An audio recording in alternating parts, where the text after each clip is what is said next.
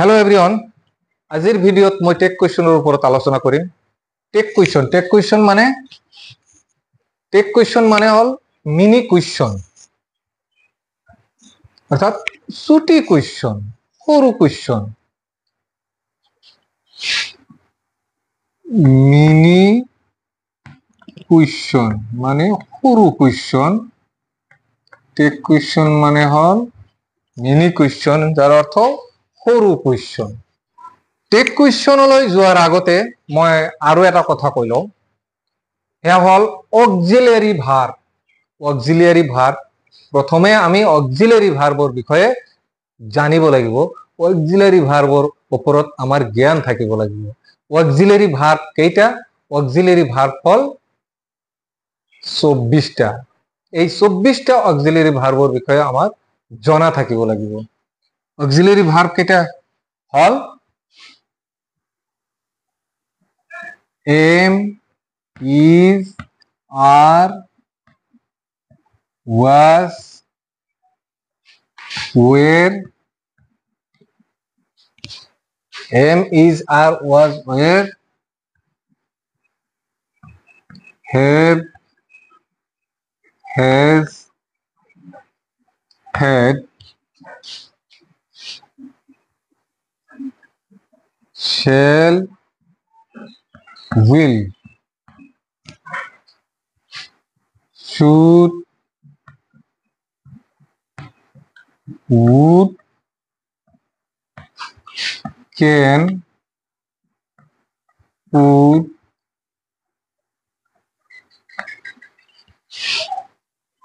may, might,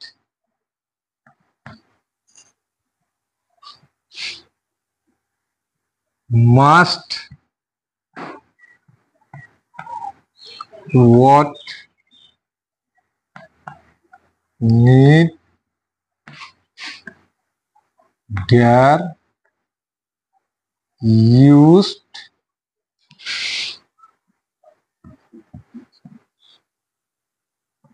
to, অবশেষত do, does, did। এই auxiliary verb কেইটা জনাটো আমাৰ অতিকৈ দৰকাৰ। এবাৰ টেক কুৱেশ্যনলৈ আহো। টেক কুৱেশ্যন কাক বলে? টেক কুৱেশ্যন মানে ছুটি কুৱেশ্যন, মিনি কুৱেশ্যন, বুজি পালো। এতিয়া টেক কুৱেশ্যন কাক বলে? অৰ্থাৎ ষ্টেটমেন্টৰ শেষত এটা সৰু প্ৰশ্ন লগাই দিয়াকে টেক কুৱেশ্যন বুলি কোৱা হয়। এছাৰ্টিভ সেন্টেন্সৰ লগত সংগতি ৰাখি শেষত এটা সৰু প্ৰশ্ন লগাই দিয়াকে টেক কুৱেশ্যন বুলি কোৱা হয়। অৰ্থাৎ মূল বাক্যটোৰ লগত, মূল সেন্টেন্সটোৰ লগত সংগতি ৰাখি শেষত এটা সৰু প্ৰশ্ন মানে ছুটি প্ৰশ্ন লগাই দিয়াকে টেক কুৱেশ্যন বুলি কোৱা হয়। প্ৰথমতে এটা এক্সাম্পল লৈ কথাটো ভালকৈ বুজিবলৈ চেষ্টা কৰো।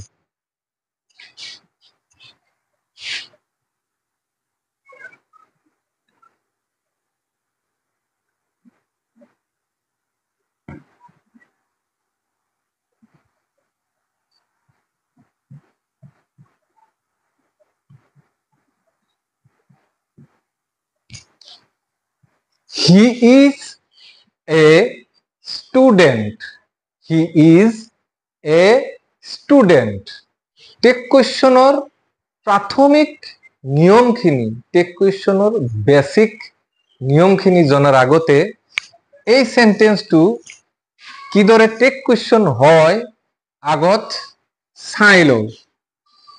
He is a student। যিটো সেন্টেন্স আমাক টেক কুৱেশ্যন কৰিবলৈ দিয়া হয়, প্ৰথমতে সেই সেন্টেন্সটোৰ শেষত এটা কমা ব্যৱহাৰ হয়। তাৰ পিছত চাব লাগে এই সেন্টেন্সটোৰ ভিতৰত অক্সিলিয়াৰী ভাৰ্ব আছে না নাই। যদি আছে তেন্তে অক্সিলারি ভার্বটো ইয়াতে বহাই দিব লাগিব। অক্সিলারি ভার্বটো বহাই দিলো। এতিয়া চাব লাগিব এই সেন্টেন্সটোত নট আছে না নাই। তার মানে এই সেন্টেন্সটো এফার্মেটিভ নে নেগেটিভ, পজিটিভ নে নেগেটিভ। যদি ইয়াতে নট আছে, ইয়াতে নট দিব নালাগে। ইয়াতে যদি নট নাই, তার মানে এই সেন্টেন্সটো নেগেটিভ নহয়।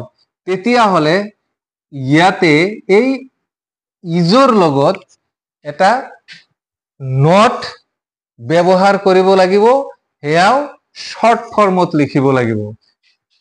নট ফুল ফৰ্মত লিখিব নালাগে, এই নটটো শৰ্ট ফৰ্মত লিখিব লাগিব।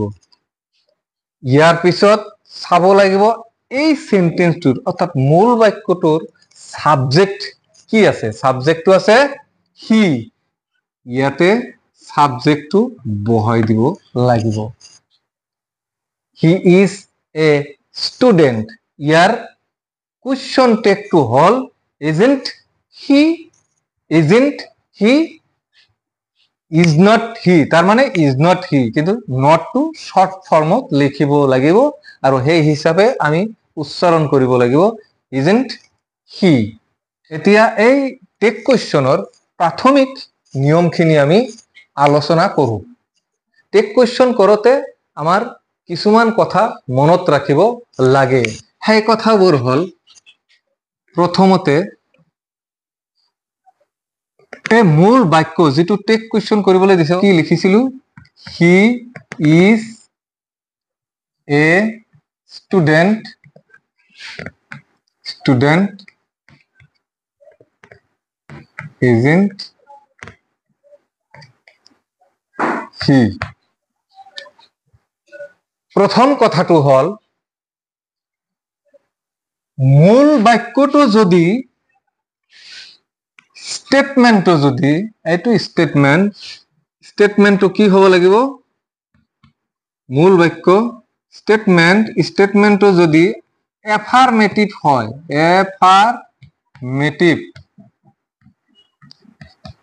এফার্মেটিভ হয়, তেতিয়াহলে টেগ কুৱেশ্যন কি হব, টেগ কুৱেশ্যন হব নেগেটিভ।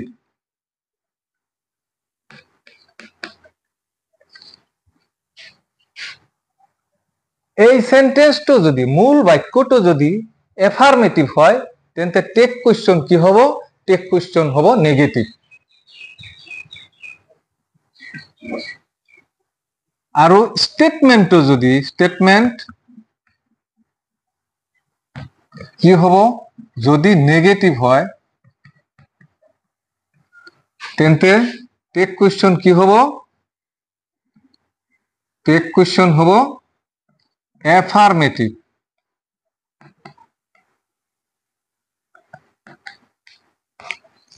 মূল বাক্যটো এফাৰ্মেটিভ হলে টেগ কুৱেশ্যন নেগেটিভ, মূল বাক্যটো নেগেটিভ হলে অর্থাৎ এইখিনি যদি নেগেটিভ বাক্য হয়, নেগেটিভ সেন্টেন্স হয়, তেতিয়া টেগ কুৱেশ্যন হব এফাৰ্মেটিভ। টেগ কুৱেশ্যন কৰোতে মূল বাক্যৰ শেষত এটা কমা ব্যৱহাৰ কৰিব লাগে, অৰ্থাৎ মূল বাক্যৰ শেষত, এইটো মেইন সেন্টেন্স, মূল সেন্টেন্সটোৰ শেষত এটা কমা ব্যৱহাৰ কৰিব লাগে, কমা। নাম্বাৰ 4, তাৰ পিছত মূল বাক্যত থকা অক্সিলাৰি ভাৰ্বটো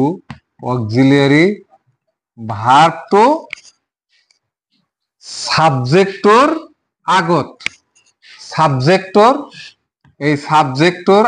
অৰ্থাৎ এই সাবজেক্টৰ আগত। এতিয়া অক্সিলাৰি ভাৰ্বটো সাবজেক্টৰ পিছত আছে, টেগ কুৱেশ্যন কৰোতে অক্সিলাৰি ভাৰ্বটো সাবজেক্টৰ আগত আনিব লাগিব।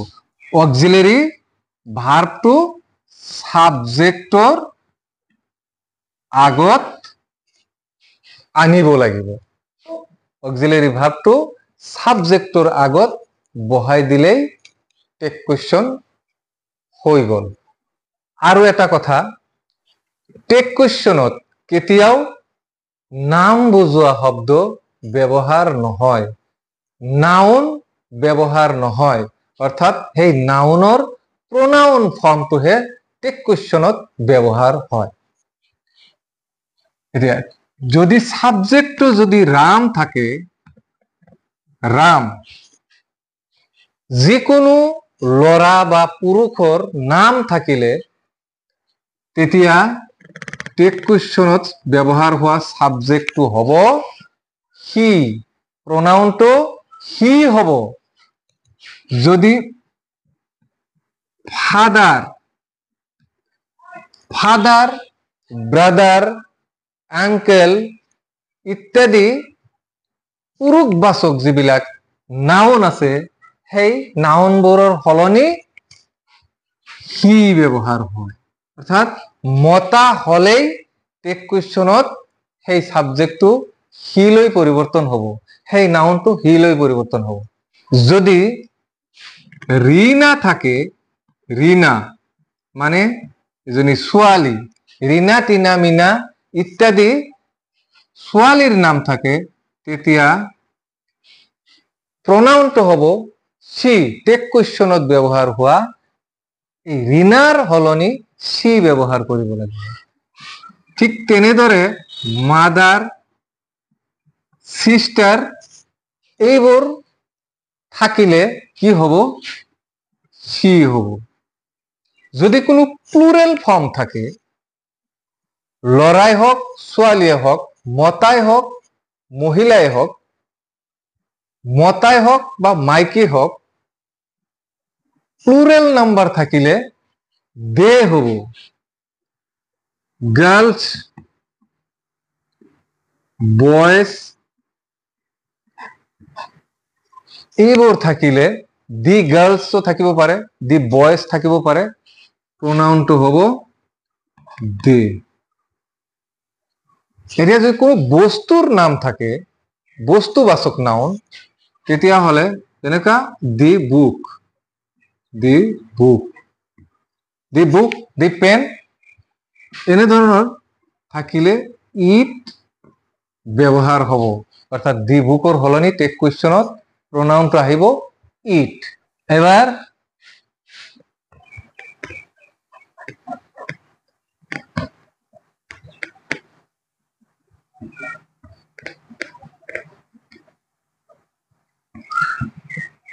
ৰাম ইজ এ ষ্টুডেণ্ট, প্ৰথমে সেন্টেন্সটোৰ শেষত এটা কমা, কমা বহুৱাই চাব লাগিব ইয়াতে অক্সিলাৰী ভাৰ্ব কি আছে। নিশ্চয় ইজ, ইজ টু লিখিলো, লিখাৰ পিছত চাব লাগিব এই সেন্টেন্সটোত নট আছে না নাই। যদি নট নাই তেনেহলে নটৰ শৰ্ট ফৰ্মটো ইয়াতে লিখিব লাগিব। শৰ্ট ফৰ্মটো লিখাৰ পিছত সাবজেক্টটো চাব লাগিব ৰাম। ৰাম এজন ল'ৰাৰ নাম, এজন পুৰুষ। ল'ৰা বা পুৰুষ হলে, মতা হলে প্ৰনাউনটো হ'ব হি, অৰ্থাৎ ৰাম হি হৈ গ'ল, হি লৈ পৰিৱৰ্তন হৈ গ'ল। Ram is a student, isn't he? The boys are doing a work.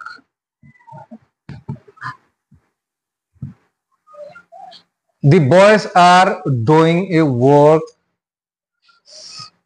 Auxiliary verb ইয়াতে আছে, কমা দিলু, কমা দিয়ার পিছত অক্সিলারি ভার্বটো বহাই দিলু। আর নেগেটিভ নহয়, এটো এফার্মেটিভ, নট লিখিলু। সাবজেক্ট দি বয়েজ, অর্থাৎ মতা আছে যদিও ই প্লুরেল নাম্বারত আছে। প্লুরেল নাম্বার হলে মতা বা পুরুষবাচক নাউন থাকিলে হি হয়, প্লুরেল নাম্বার থাকিলে দে হব। এবার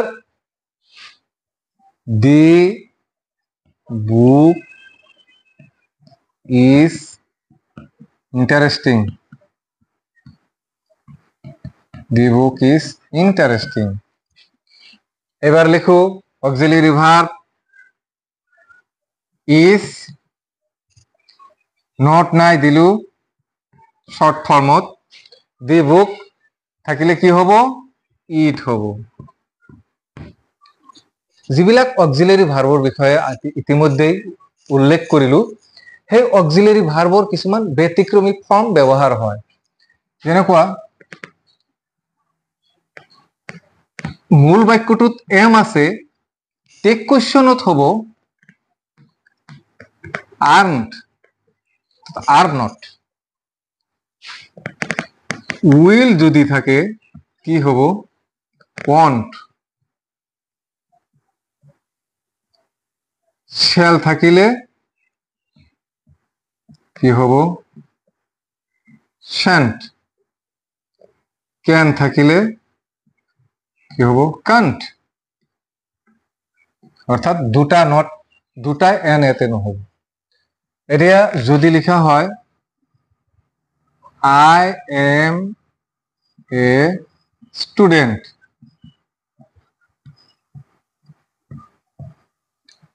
এম থাকিলে আর হয়, নেগেটিভ নহয় এটো, I. she will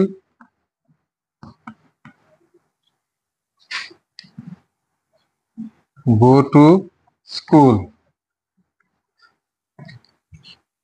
auxiliary verb আছে উইল, অক্সিলারি ভার্ব আছে উইল, কিন্তু ইয়াতে নট নাই, মানে সেন্টেন্সটো এফার্মেটিভ সেন্টেন্স, নেগেটিভ নহয়। তেনেহলে কি হব, ওয়ান্ট। ওয়ান্ট সাবজেক্টটো আছে সি। এতিয়া যদি লেখা হয় এই সেন্টেন্সটো যদি মই নট ব্যবহার কৰি লিখো, তেতিয়া কি হব, আই am not a student, I am not a student. তেতিয়া কি হব, অক্সিলারি ভার্বটো লিখিব লাগিব। লিখিলো, নট আছে দিব নালাগে, নেগেটিভ থাকিলে এফার্মেটিভ হব, সাবজেক্টটো হল আই। কিছুমানে ভুলক্রমে এই কথাটো এম থাকিলে আৰ্নড হয়, অর্থাৎ আর নট হয়। যেতিয়া মূল বাক্যটোত এম নট থাকে তেতিয়া তেওঁলোকে ভুলক্রমে আর আই লিখি দিয়ে, কিন্তু আর আই লিখি দিলে টেক কুৱেশ্যনটো রং হৈ যাব, ভুল হৈ যাব। যদি I am not a student, এয়া হল টেক কুৱেশ্যন হব এম আই।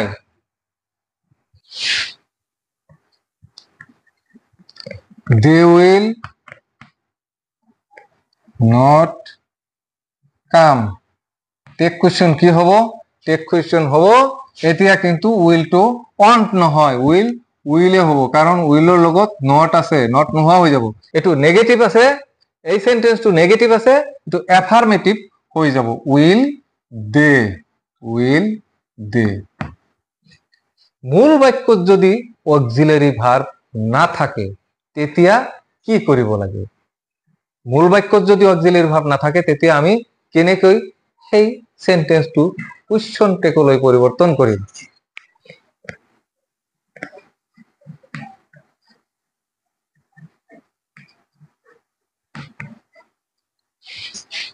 মূল বাক্যত যদি অক্সিলাৰি ভাৰ্ব না থাকে তেতিয়া আমি ডু, ডাজ বা ডিডৰ সহায় লব লাগিব।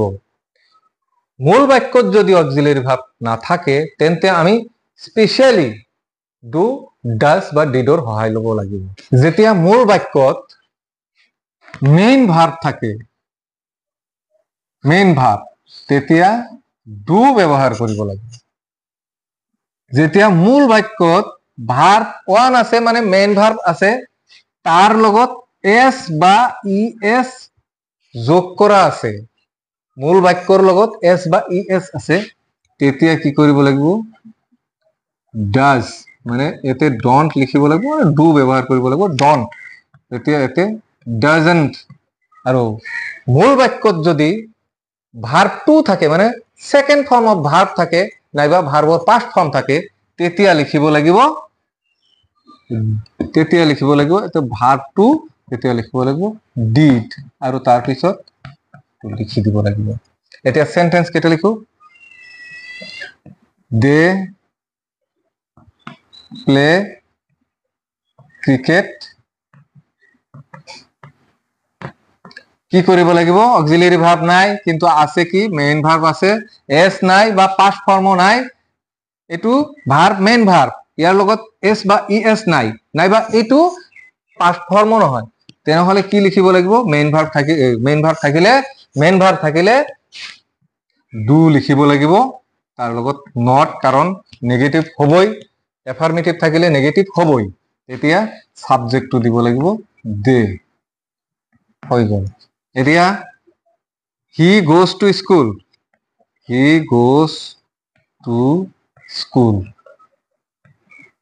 কি লিখিব লাগিব গোৰ লগত ইএস আছে তাৰ মানে ডাস লিখি নট হি লিখিলো she went to school কি লিখিব লাগিব go went gone main verb নাই ভাৰ্বৰ লগত এস বা ইএস ও নাই আছে কি ভাৰ্ব টু মানে ভাৰ্বৰ সেকেন্ড ফর্ম মানে পাস্ট ফর্ম আছে গতিকে এতে ডিড লব লাগিব did didn't she went to school didn't she তো আজি টেক কুৱেশ্যনৰ প্ৰাথমিক নিয়ম যিখিনি আছিল সেইখিনিৰ ওপৰত আলোচনা কৰিলো মই নেক্সট ভিডিঅত টেক কুৱেশ্যনৰ আৰু কেইটামান ইম্পৰ্টেন্ট নিয়ম আছে সেই নিয়ম কিটা লৈ আকৌ উপস্থিত হ'ম আজিৰ ভিডিঅটো ইমানতে শেষ কৰিছো ধন্যবাদ